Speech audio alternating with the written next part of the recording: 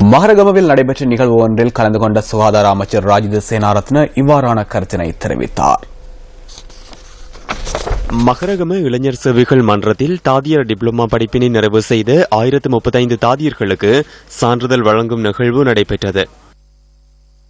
තමුන්නාසලාගේ මේ හෙද විදුවල් අපි තව බලාපොරොත්තු වෙනවා මේ ජයවර්ධනපුර විශ්වවිද්‍යාලය ஜெயவர்தனபுர பல்கலைக்கழகத்தில் உள்ள தாதியர் கல்லூரியை தாதியர் பீடமாக்குவதற்கு நாம் எதிர்பார்த்துள்ளோம்.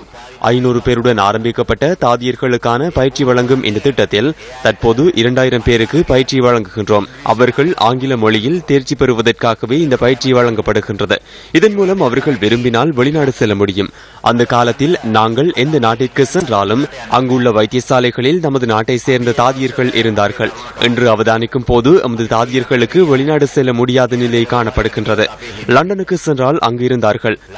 மத்திய கிழக்கில் சிறந்த வைத்தியசாலையான சவுதி அரேபியாவில் உள்ள கிங் ஃபைசால் வைத்தியசாலைக்கு சென்றால் அங்கும் இலங்கை தாதியர்கள் வேலை செய்தனர். இன்று அங்கு பணிபுரிய முடியாமல் உள்ளது. தாதியர் பட்டப்படிப்பு தொடர்பில் உலகம் தெரிந்து கொண்டிருக்கின்றது. இதனை நிறைவு செய்து கொண்டு தாதியர் பட்டப்படிப்பு வரை தொடர்ந்து உங்களுக்கு செல்ல முடியும். பட்டப்பின் படிப்பு வரை செல்ல முடியும். இதன் பொருட்டு உதவுவதற்கு நாங்கள் தயாராக உள்ளோம்.